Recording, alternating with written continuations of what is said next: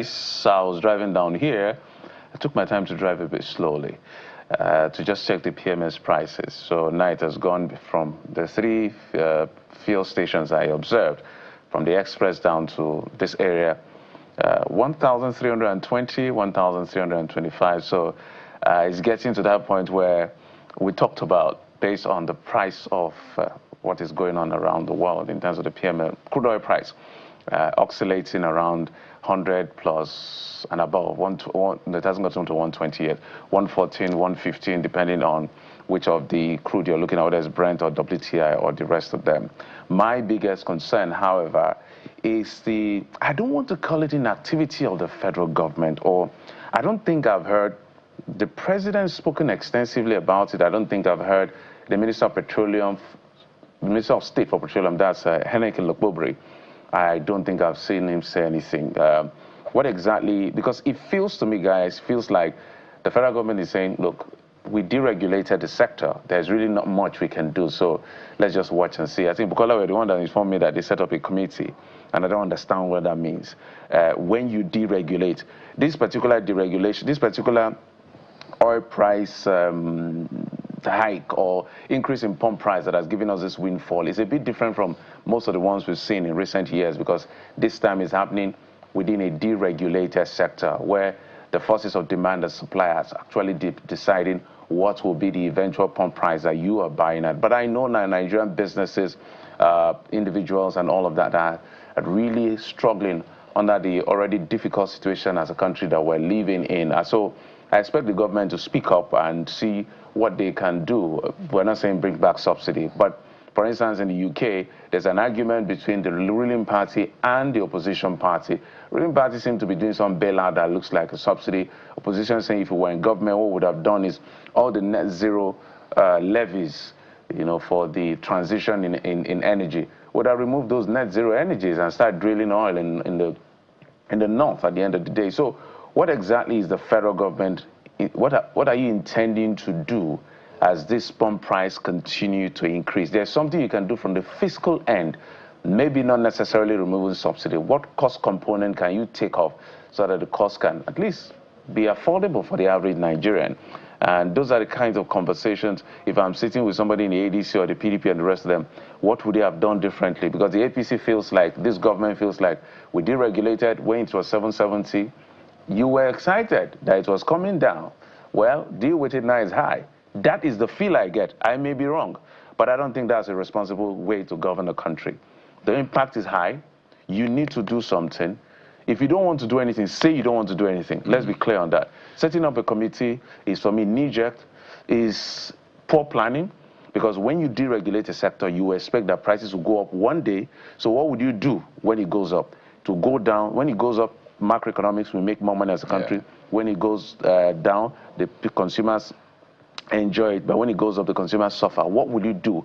It looks like there's no plan that I can see. We've looked around. Countries are dealing with this in different ways. Even in the U.S., gas prices have increased about $1 in March. It's about 30% increase. But for a lot of people, they're trying to now look into EV. Should I get an electric vehicle? Electric vehicle. Exactly, so I don't have to buy gas, or in our case, petrol. That is not really a luxury that the average person can afford right now. People are still stuck with their Toyotas that guzzles petrol, or for them it is even economical. But the point is, for the people, they have very limited they can do, and that's why there's a lot of attention on government. In some places they might say, oh, do not raise the price above this, which means government is finding a way to still keep those selling petrol or gas profitable. And that's why we talk about the tax bit, just looking around, you know, the price structure, the formation, and see what can we tinker with to ensure that we don't pass all of that burden to the end user. Why? It's important because in Nigeria, a lot of people live hand to mouth. So they must buy that petrol daily to run their it's not blending machine now. What is that thing that you have in the market? Grinding machine. It's not blending machine. Either you're running your grinding machine, your vulcanizer, you have to run that, or your small business, you have to run your generator. I just realized that there are some places still in Nigeria that they do 1 day off, 1 day on for electricity. in 2026... No, as a matter of fact, there are some places in Nigeria where there hasn't been electricity in years. No, I mean, yes, we know those places, but in cities, I mean, do you get what I mean? In cities, smack in the middle of cities, we still have places that do 1 day off, 1 day on, and that 1 day on is 6 hours. And that 6 hours, they don't get it most times. In fact, if you don't get power in that 6 hours, you have to wait until after your 1 day off, which of course is steady. The 1 day off, they observe it. But the point I'm trying to make is in 2026, in a city center, or at least in a city setting, people still go through that. So you'd understand why petrol is very important. In other countries, once the price increases by 5%, you see governments addressing it because it's vital to the economy. So government cannot and must not, should not take the people for granted. We can't be buying petrol for 1,300 plus and you say, oh, it's the war in Iran, we can't do anything. Come on, that is why you are in government, to do something. We can't just raise our hands and say we can't do anything. I think it is appalling. The silence, taking people for granted, is appalling. It's not just appalling, it's irresponsible of this government. It is very irresponsible. I'm saying if you're sticking to your guns, come out and say, I'm sticking to my guns. No, everybody who voted you was okay, we'll live with it. Right now, Nigeria, I've forgotten the, I'll look for the source. Nigeria accounts for 40%. We are the highest in terms of the increase, about 40%. I just feel they should come out and make a categorical statement on what they will do in terms of intervention, not necessarily removing subsidy. Bukola.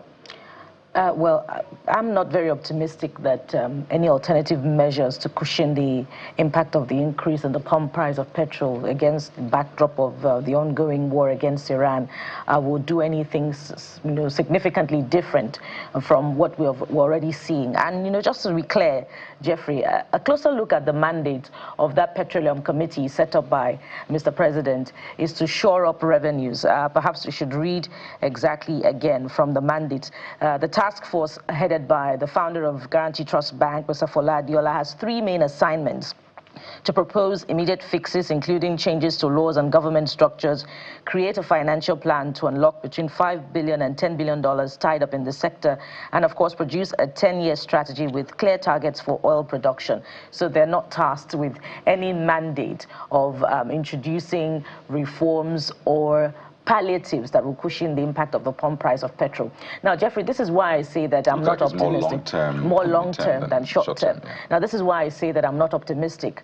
Recall at the beginning of this administration, at the onset, when government introduced a 5 billion naira plan to each state of the federation for introduction of palliatives, against the backdrop of the removal of fuel subsidy. We saw more of those palliatives introduced in Nigeria's north than the south, and many in the southern part of the country were wondering, oh, what did the governors do with those funds? And some would argue that, okay, it was 3 billion naira that was released and not the entire 5 billion naira. And, 2 years down the line, there hasn't been very clear audit or accountability of the expenditure of those funds and how they were released. And so will anything be sufficiently different this time around as we continue to see the pump price of petrol pushing, to the 1,500 naira mark?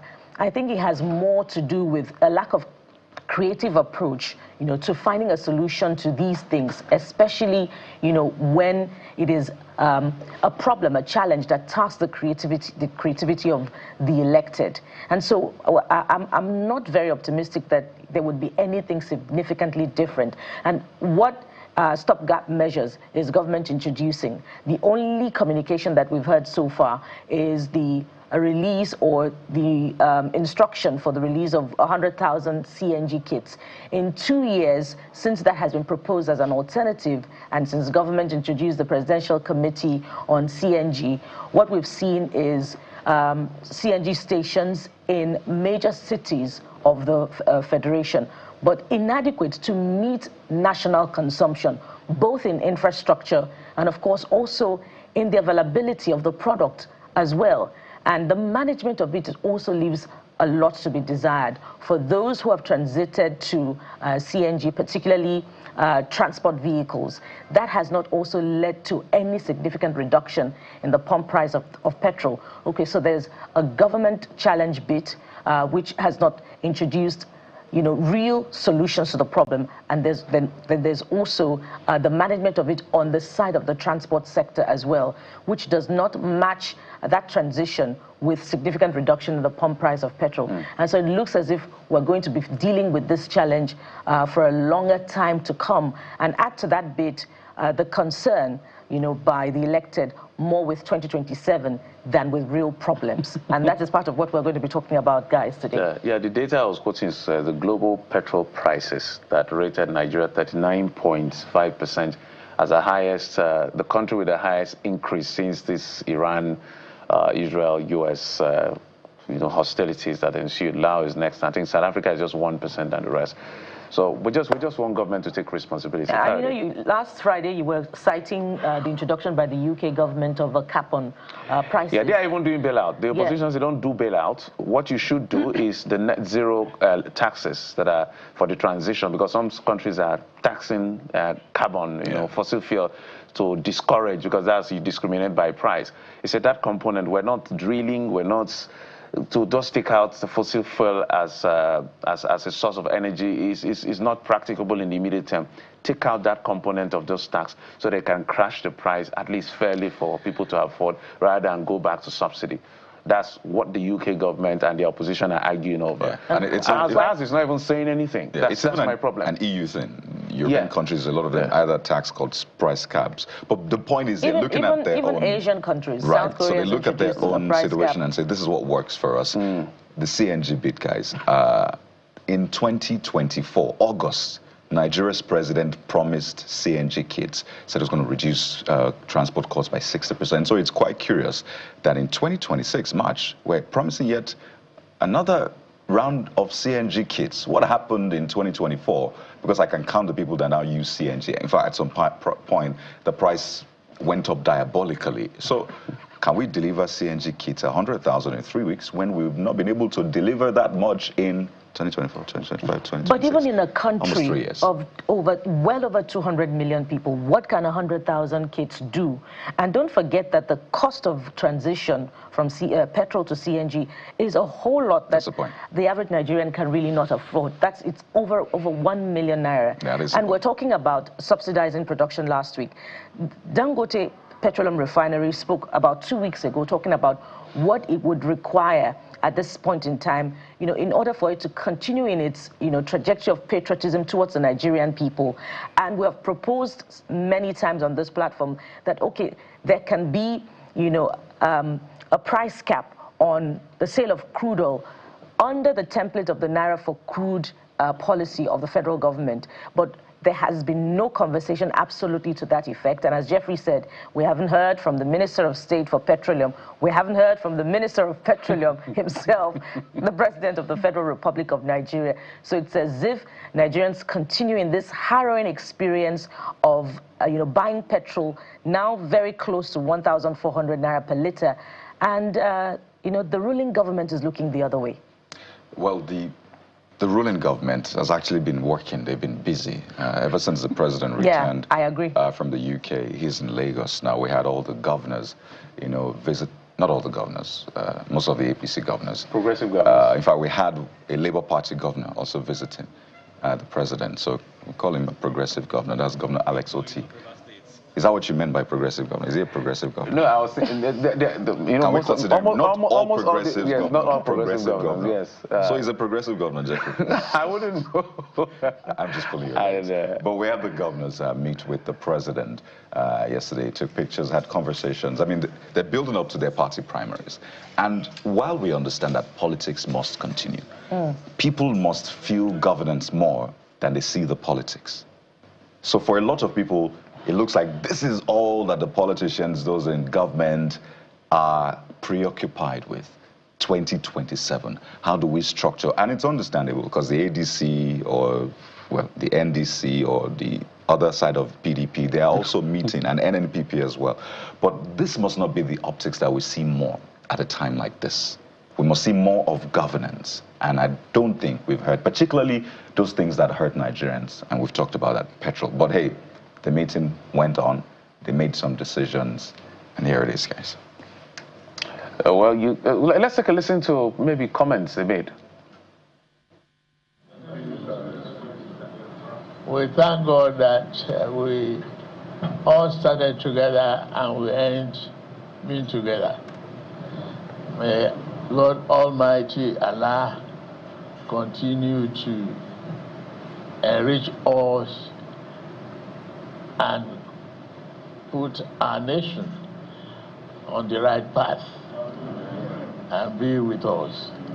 I am very, very surprised at the short notice that this number is extremely impressive. It shows our sincerity, commitment, and the value of friendship and togetherness. I thank every one of you for what we have been doing. And to say this, the next phase of our struggle is staring us in the face. It's the challenge of insecurity in this country. And I'm making all the efforts to ensure it is us collectively that we share the joy and be proud of, victory over tyranny. Insecurity is an enemy of development, progress, and prosperity. That's what insecurity is all about. And I'm glad you are all mindful of the challenge. President of Nigeria, Bola Tinubu, speaking about one of the biggest challenges we're dealing with, as a matter of fact, insecurity. We've talked about energy issues. Now it's talking about security. Guys, I understand that they were also talking about the issue of state police, how to accelerate it. I think it's long overdue, even though, and let me say this, because sometimes politicians and the leaders act surprised. There's nothing that should surprise us tomorrow when one reckless governor, because some of them are very responsible, not all are, with the greatest sense of respect, will use state police against political enemies and people that he doesn't like. We should be prepared for those moments as well.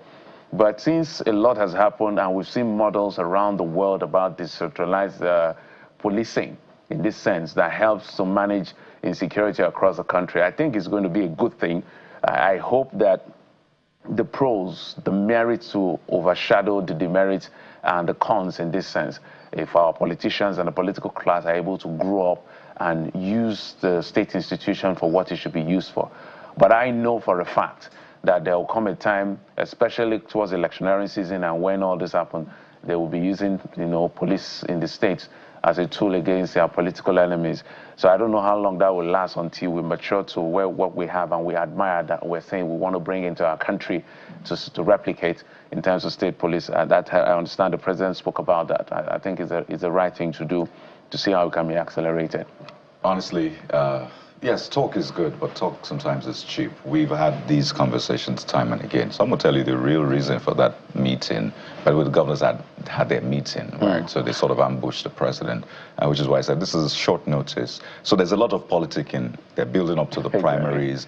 Some of the things you hear is just, okay, let's talk about security. Let's talk about other things. It won't seem as though we're not paying attention to it. I mean, we don't want talk right now. What we want to see is action. If we're going ahead with state police, let us see the bill already flying in the National Assembly. If you're trying to tinker with security, let's see it on the ground, right? So, I mean, the optics and all the rhetorics, we've heard them time and again. Now is the time for action. And Kylie, you were saying earlier that the ruling party has been busy working, and it looks like, from this meeting that they're busy working. And to just make reference to what the president said about how there is the very urgent need for governors to show compassion to the vulnerable at this particular point in time. And it's only critical when you consider what Nigerians are going through. But recall that the president is not saying this for the first time. Remember, wet the grass more. That was his challenge to the Progressives governors during their last meeting a few months ago. And what have we seen after that challenge to the Progressive governors? Well, perhaps you should be the one answering that question this morning. Tell us what is visible on ground that you're seeing, that your state governors are doing, to cushion the impact of the hardship that you're currently experiencing. Perhaps you're buying, foodstuff at a higher cost. You're buying petrol at a higher cost. What are you seeing on ground to prove that indeed the ruling government, APC government, is working?